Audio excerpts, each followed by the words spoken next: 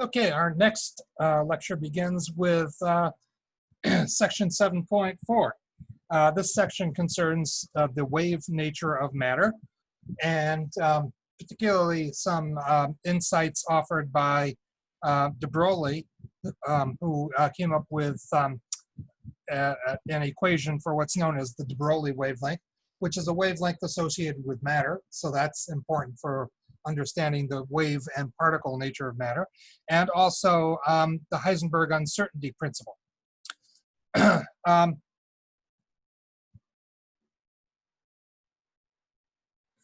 After Bohr's model of the atom was developed, that was a big step forward, of course, as I've said before, but it didn't answer all of the outstanding questions about the structure of atoms and how subatomic particles behave. And so the Bohr model was eventually replaced by the quantum mechanical model.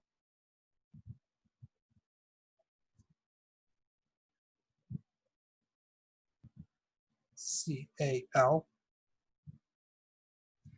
which is the current model of the atom, with some modifications that have occurred over the years as new information is found. The quantum mechanical model is still in effect. And it's based on the wave nature of electrons.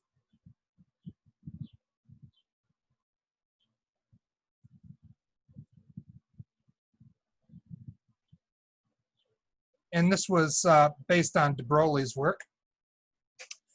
And he noticed, I'm not going to go into great detail on what he did, but he noticed that electrons can be diffracted.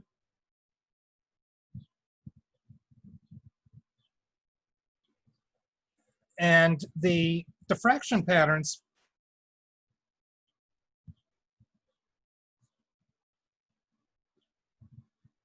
if you look at the diffraction patterns that we looked at in the last lecture for light, where you have, say, light going through two slits that are near each other, and it forms two sets of waves, and those waves can interfere with each other constructively or destructively at certain points. The same thing happens with electrons. Okay. So, okay.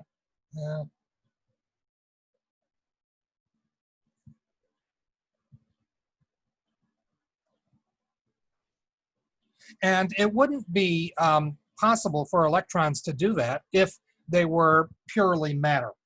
There has to be some significant wave properties associated with electrons in order for them to have diffraction interference patterns at all.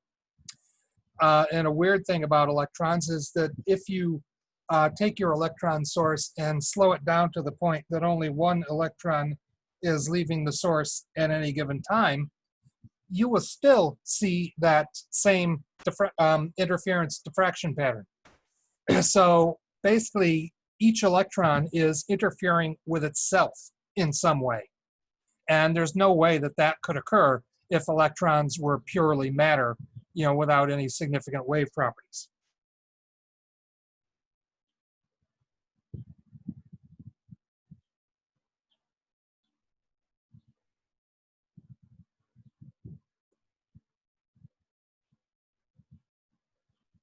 And so the diffraction pattern, the diffraction interference pattern for electrons is actually due to single electrons interfering with themselves.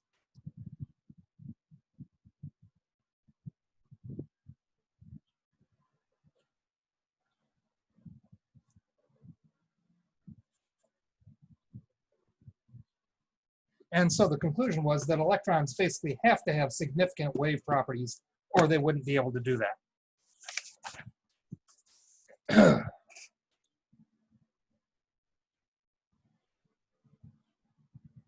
De Broglie's main contribution is what's known as the de Broglie wavelength.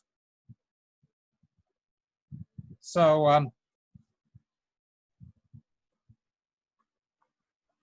and that's because an electron moving through space has a wavelength related to its kinetic energy.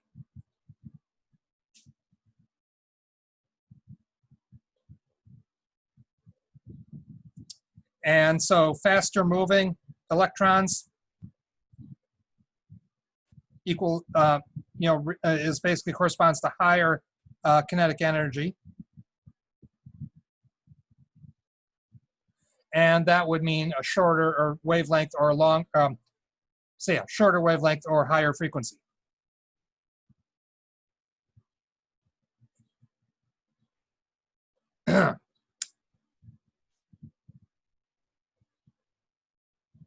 So de Broglie came up with an equation for the wavelength of an electron moving at a certain speed.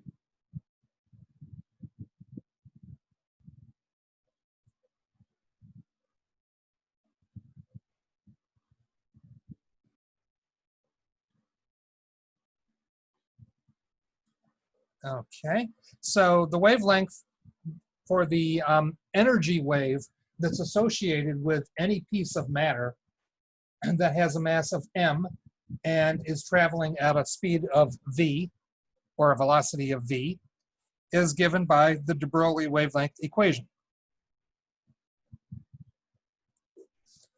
And that is lambda, de Broglie wavelength, is equal to h over mv. And that is the de Broglie wavelength.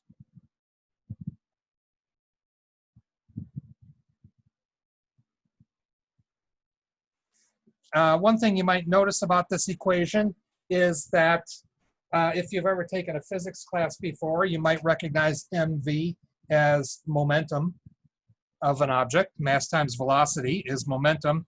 So the de Broglie wavelength is Planck's constant divided by the momentum of the object. And another thing you might notice about the equation is that the wavelength is proportional to 1 over the volume, or in other words, the wavelength is inversely proportional to the velocity. Did I say volume? I meant velocity, or speed. M, in de Broglie's work, M wasn't really considered that much of a factor because he was working with the wavelengths of electrons, and electrons, of course, all have the same mass. But as it turns out, de Broglie's equation can be used for any moving object. You can actually figure out the wavelength of the energy wave associated with any moving matter. We could do it for ourselves. You can say, okay, I weigh this much and I'm walking at this speed down the street. What would be the wavelength of the energy wave that I'm trailing after me? And what we find is that essentially the more significant the particle aspects of the object are, the smaller the wavelength is. And the smaller the particle is, or the less significant the particle aspects of the object are, the larger the wavelength is relative to the size of the object. And so just before we go on, I'll just remind you that h is Planck's constant.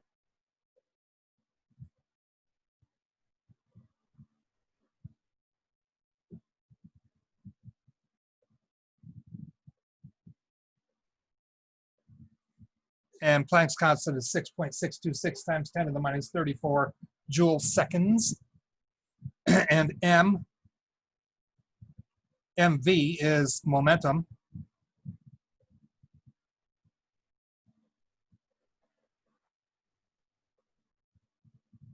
And within momentum, m is the mass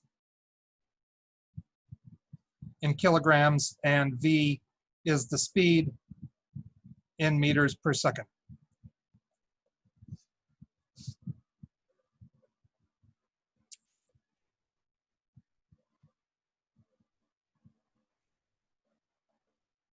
Okay, so just a couple examples of using the equation for practical purposes. You can use it to figure out the de Broglie wavelength of a moving object, or if you've measured the de Broglie wavelength of a moving object, you could actually use this equation to figure out the mass or velocity of the object. Depending on, as long as you know one of those two terms, you can use this equation to find out the other one. So in this case, what is the velocity of an electron? Now, electrons all have the same mass. So if we're talking about electrons, we can look up what the mass is.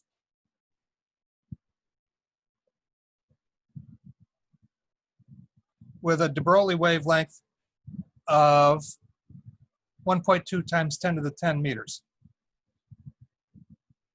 Or sorry, 1.2 times 10 to the minus 10 meters. And you might think that that de Broglie wavelength sounds really, really small.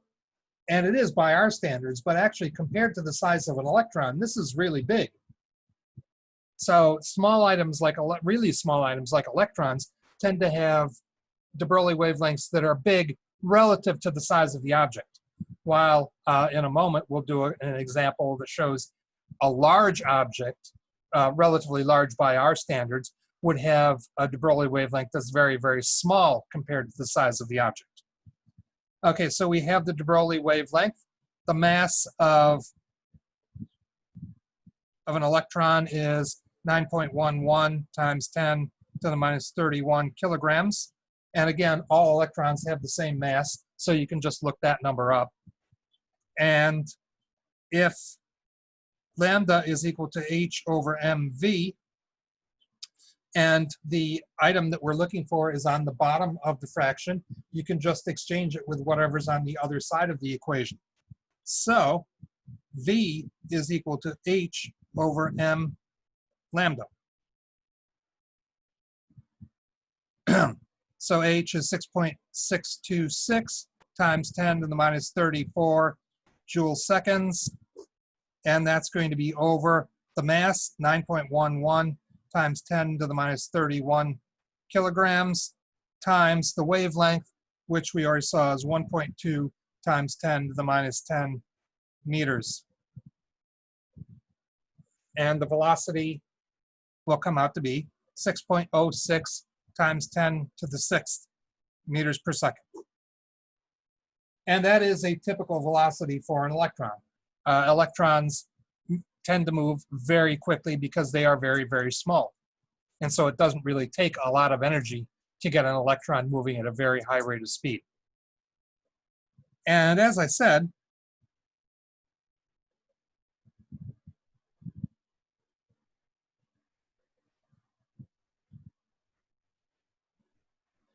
the de Broglie wavelength can be calculated for any moving object.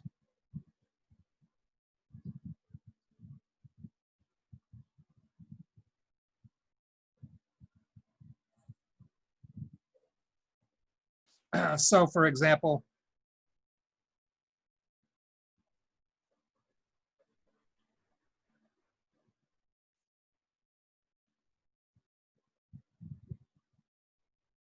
what would be the de Broglie wavelength of a 1,500 kilogram car?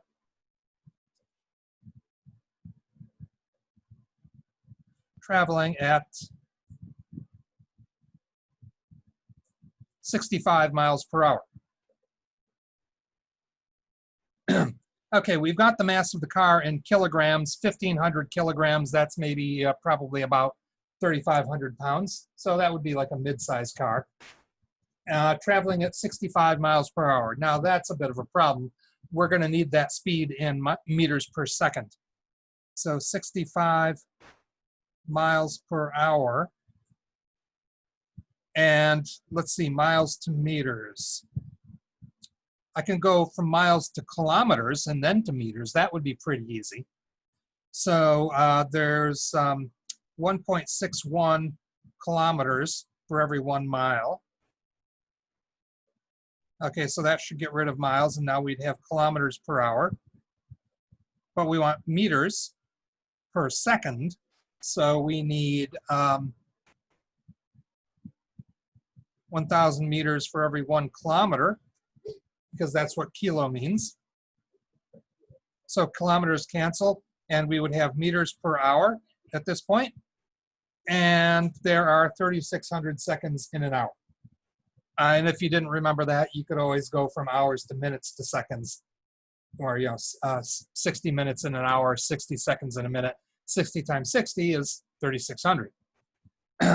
So in this case, we need hours on top because it's on the bottom way back here. And 3,600 seconds in an hour. So now we would have units of meters per second. And if we multiply all of that out, take 65 times 1.61 times 1,000 divided by 3,600, we get 29, I'll call it 29.1, even though that's 3 significant figures and we started with only 2, but this is not the final answer, so we'll worry about significant figures in the final answer. So 29.1 meters per second is what we've got for the velocity. So the de Broglie wavelength is h over mv. That's 6.626 times 10 to the minus 34 joule seconds, all over mass, which is 1,500 kilograms, and the velocity, which is 29.1 meters per second. So if we take 6.626 times 10 to the minus 34 and divide by 1,500, and then divide by 29.1, we get 1.52 times 10 to the minus 38 meters as our wavelength. And actually in 2 significant figures, it should really be 1.5. That is an incredibly small distance. That is such a small distance, it's such a short wavelength that you really wouldn't even be able to measure it. And we have some pretty sensitive instrumentation, but it's not that sensitive. And what that means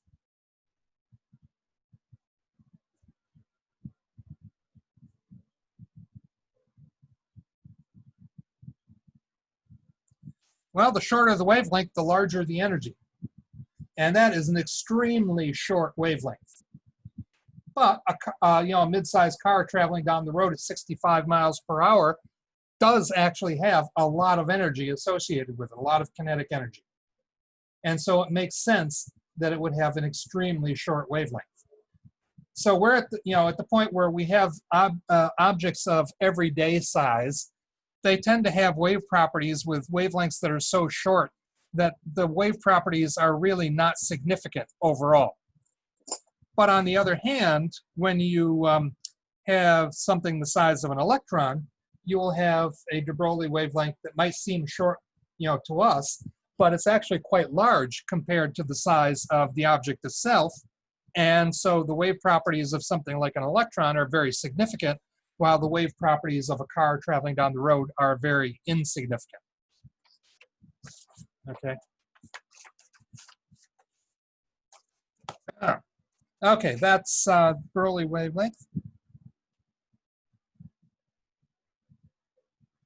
And next we come to Heisenberg's uncertainty principle.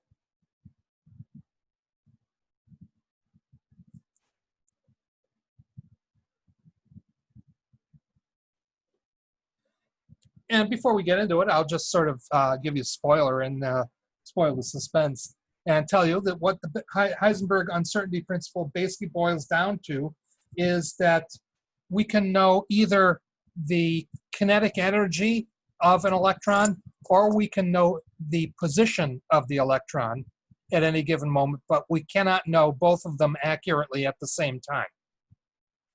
There is always going to be some uncertainty in the speed or kinetic energy of an object, and there's going to be some uncertainty in its location. And in the case of an electron or something really small like an electron, we tend to be able to measure things like speed or kinetic energy of electrons fairly accurately. And so it's the exact location of the electron that's really uncertain. And in fact, when you use Heisenberg's uncertainty equation to figure out the uncertainty in the position of an electron in an atom, you will usually come up with a number that's actually bigger than the size of the entire atom. So according to Heisenberg, that electron could be anywhere in the atom. And in fact, according to the equation, oftentimes the electron could even be a little bit outside the atom. So it's usually the position of an electron that turns out to be very uncertain. Okay, as a background,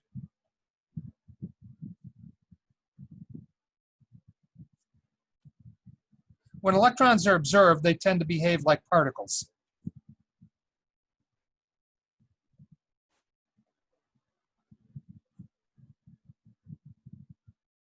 And that's, for an example, in the diffraction experiment with electrons, you can never actually see the interference pattern and determine which hole the electron goes through at the same time.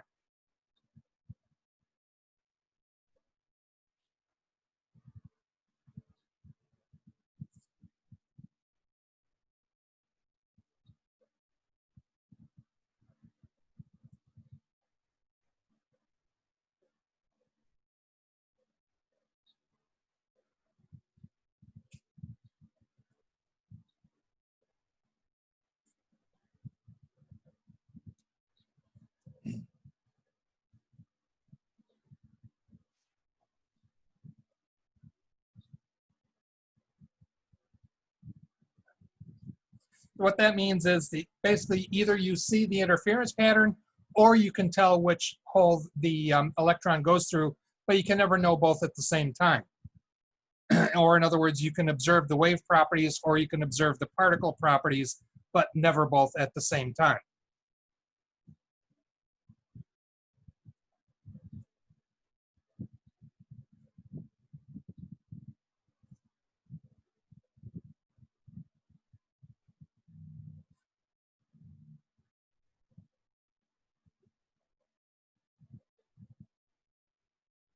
Okay, so it's basically one or the other. And this led to wave and particle properties being called complementary.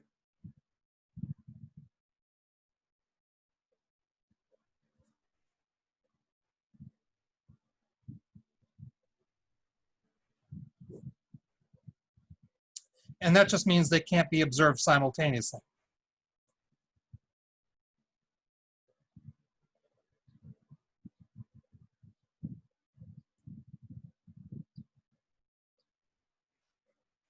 Simultaneously meaning, at the same time.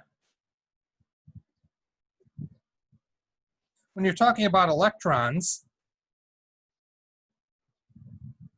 the velocity is a wave property.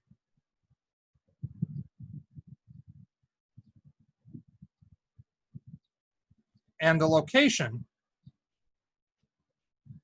of the electron is a particle property.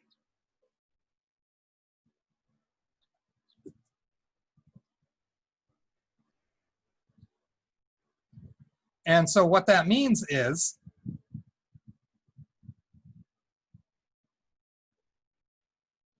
you can't measure the velocity or things that depend on velocity, like momentum or kinetic energy.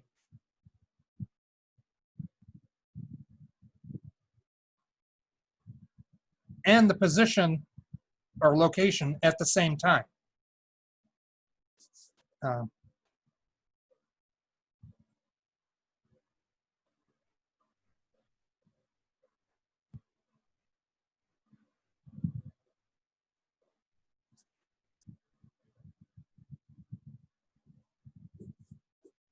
So you can't know the location and the velocity or momentum or kinetic energy accurately at the same time. And you might have very approximate ideas of one and an accurate idea of the other, but you can't know them both accurately at the same time. Heisenberg came up with an equation for his uncertainty principle, and that was delta x times m delta v is greater than or equal to h over 4 pi. That's the magic equation. In this equation,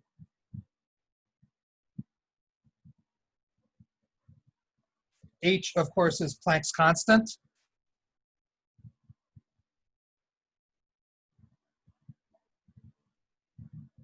Or 6.626 times 10 to the minus 34 joules seconds. Delta X is the uncertainty in location.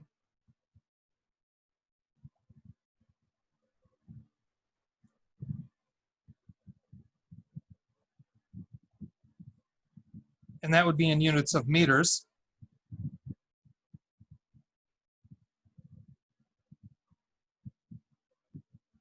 And delta V is the uncertainty in velocity.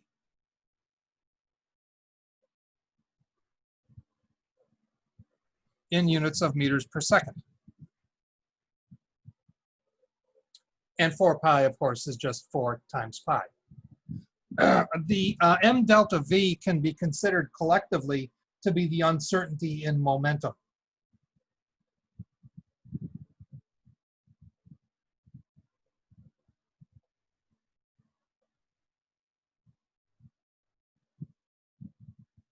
Of the electron.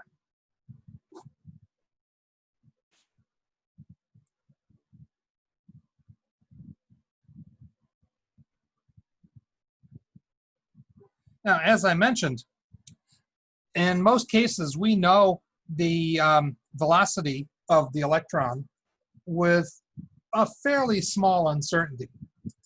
So in a lot of cases, it's actually the uncertainty in location that you would want to calculate. And so rearranging this equation to solve for delta x, we find delta x is greater than or equal to h over 4 pi m delta v. So if you take h and divide it by all of this, you get what is the minimum value for the uncertainty in position. So notice the equation says greater than or equal to. So when you calculate this, what you're actually finding is the minimum value for the uncertainty in the position. It could be greater. And what you'll, like I said, what you'll often find is the minimum value for delta x is already bigger than the entire atom. So again, that electron could be anywhere within that atom or even a little outside of it at any given moment.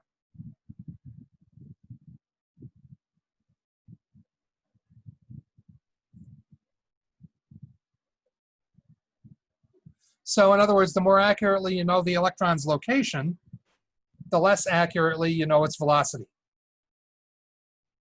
and vice versa.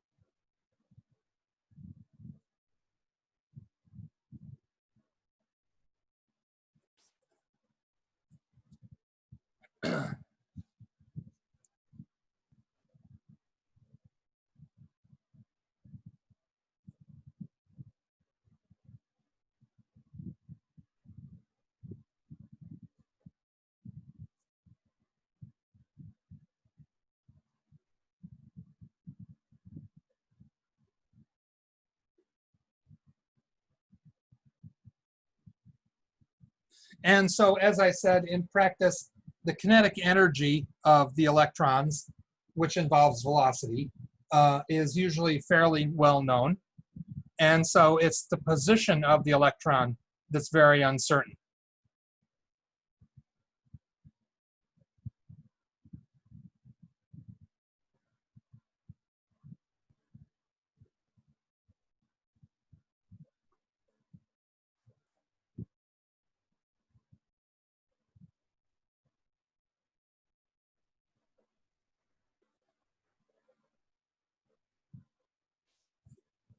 To the extent that delta x is often bigger than the entire atom.